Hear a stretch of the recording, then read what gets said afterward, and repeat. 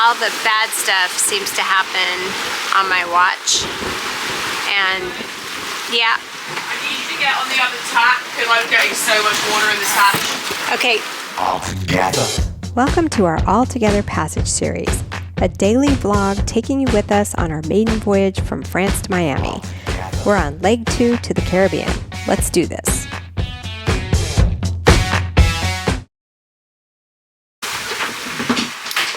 So we discovered the source of the leak in the bilges. We couldn't find anything when we were troubleshooting in the Canary Islands, but now that we're underway, not even a full day yet, it seems like water might be coming through a hatch in the bathroom. Either the seal isn't tight or something, so we're trying to assess the problem now. And Stephane's taken a look at all the different sealers and glue to determine if we have a good solution or if we need to potentially make a pit stop. Hey Stephane, what are you doing? Not having fun. Trying to just make sure that all the screws are tight because we have water coming in when the waves are bashing. These ones I'm getting some, so I'm hoping that's going to help. But the water is right there, and I don't want to lose this Allen key. Is that our only Allen key? Well, this size, yeah. No pressure. Cannot like get it in. Oh, here we go. Okay. And the seal seems to be fine. Can you?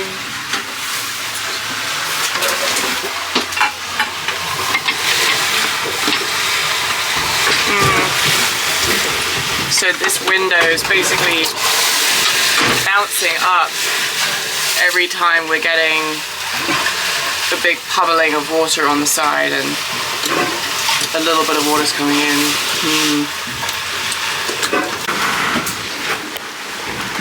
That's for joints. It will need it to be dry, right?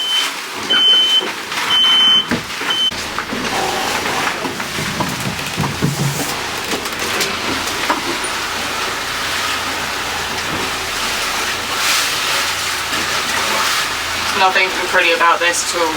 No. Oh my god. It's like how to do the job with none of the right tools.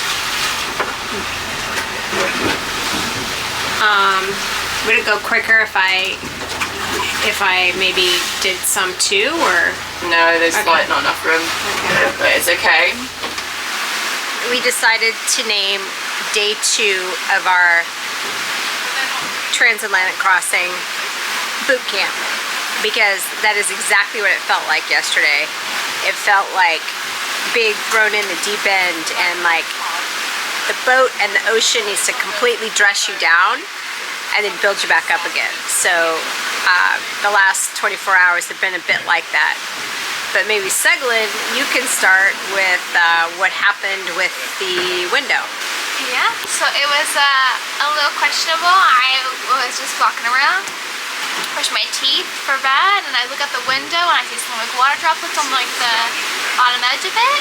So I'm kind of like looking at it like maybe that's not normal. On my window, I had one that's just like that, and that's not like, it was totally fine. So I'm like, oh, okay, not panicking. Tell my dad. He comes down, he sees it, it's like, oh, okay. And he's very quiet, you know. He like look at it and be like, oh, okay, like go back the other tasks. My other one was like to check the bilges. So how big was the window about? Like with your hands? I mean, the window's about like this big, you know. And it's the one in the bathroom. The bathroom down below, Right. yeah. So I mean, it's like it sees some water. But there wasn't much like around it. It's just a few like little raindrops here and there on the edge of the corner. So I checked the bilges because that was my other task, to check it before and after I wake up. And this side was fine, but on the left side, you know, there was a considerable amount of water. So, you know, My dad's like, So what okay. did you say? I just told my water, like, yeah, no, there was some water. And he goes, oh, okay. And then Nikki comes by and just to check out what we're doing and gives us like a thumbs up. And then came back later, I guess. And then I went to bed, just trying to, you know, not to overthink it. Yeah. Now he knows, he's dealing with it, so. Yeah. Okay, then Stephane intervened and he started looking at the window. And if you guys recall, in leg 1, we had some water in the bilges and we couldn't decide if it was fresh water or seawater. What happened later was when we weren't sailing the boat is there were little salt crystals that formed on the bottom of the bilge, and we cleaned all those out. And we spent a number of hours, I spent a number of hours fiddling with every pipe and trying to figure out what it was, looking for any possible sources. So when Stephane heard from Seglin there was water in the bilges and there was water coming out of the window, Stephane, maybe you can describe that moment. So the first thing, well, we couldn't open the hatch because it was like really weighty and lots of pressure. So the first step was I was just pressing on the window, making sure it's locked. Then Nikki decided to heave to. I think you guys filled the Genoa completely, yeah? Yeah. To stabilize the boat, go like a knot or less, and so we could open the hatch. There are different screws, so we made sure they were all tight, so that was not the issue. So by this time, how are you feeling? Well, I was not going to be sick, but I was feeling queasy, like being down there and looking at all this. So then we concluded there were kind of two possibilities. One, the pressure against the seal was not strong enough. Maybe the hatch got bent, or the locking thing was like too far removed or something. So we didn't know. We were looking for options to apply something thicker on the seal. I think there were different options being looked at, and then Nikki came up with the idea of using the amalgaming tape. And you guys went to the chandlery and bought some. We had bought some two-part epoxy. Just randomly, we grabbed them at the chandlery before we left, and so I found that. And Nikki said, okay, maybe we try to seal it. The other thing we sacrificed was a exercise band, which was on the boat, which I do my arm exercises with on my night watch. And Nikki started to go for it. So she, like a rock star, just started mixing the two-part epoxy. Thank God this is underwater bonding.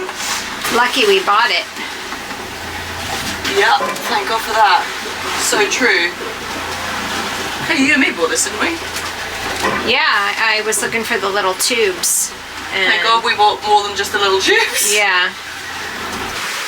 And when she started to seal the hole, we realized we were on the wrong tack because just bucket loads of water were coming in. So we changed sides.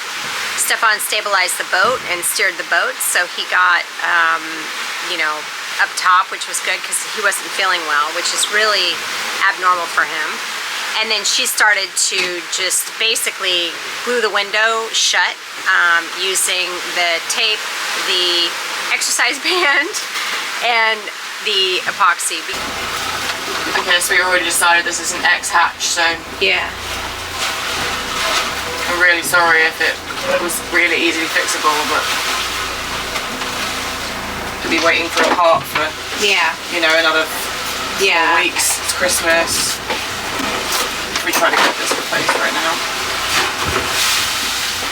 Many people seal working hatches for all these reasons. Do they? Yeah. Noah? Yeah.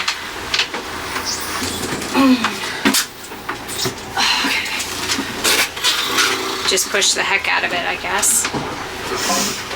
I don't want there to be a wave and find out it doesn't work now. Should I just go for it? I think you should go for it. I think you should just seal the whole Can you thing. get me those parts and I'm just gonna Which make parts? a bit more?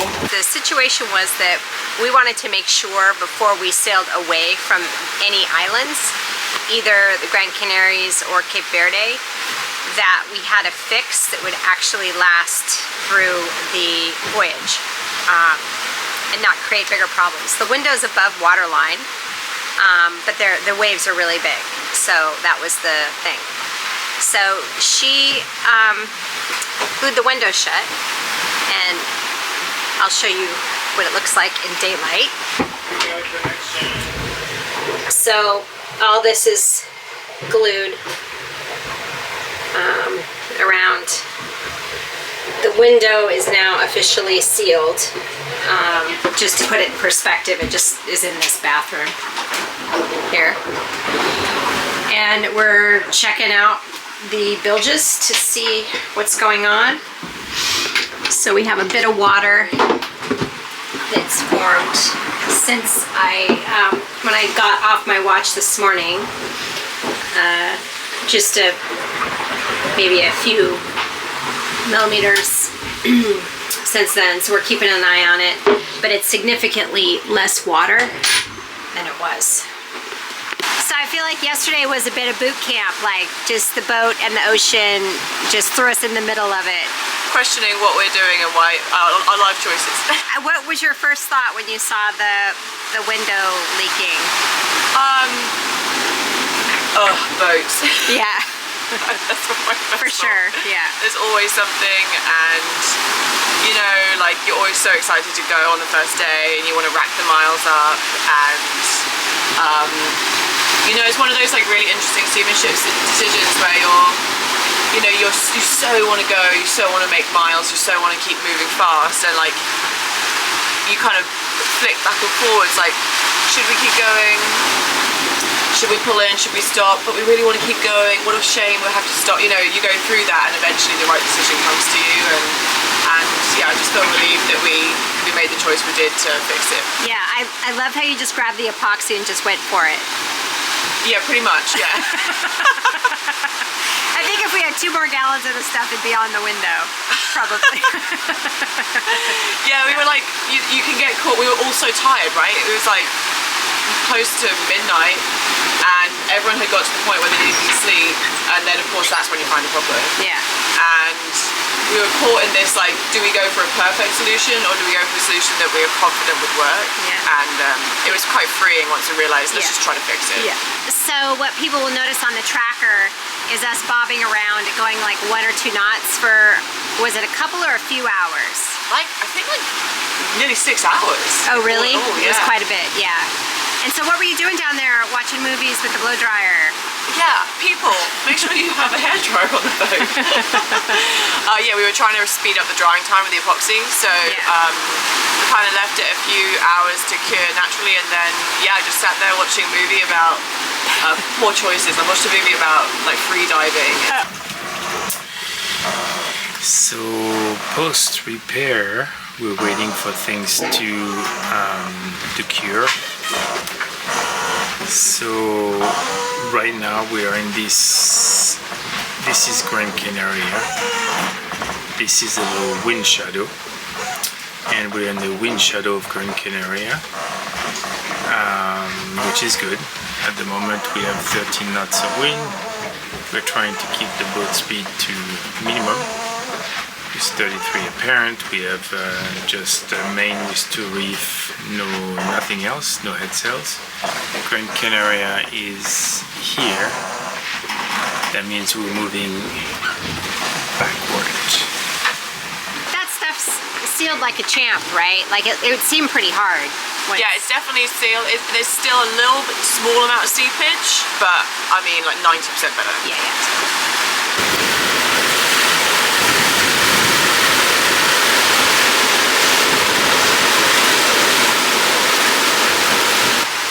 The other thing we did last night is we reefed the main downwind, and we did that using some downhaul lines. And I'm sure Nikki will talk about that, which was really nice, because usually when you reef, you have to turn the boat and go into the wind. And thought that was a really interesting technique. So I'll get her to kind of talk everybody through that in the next couple days.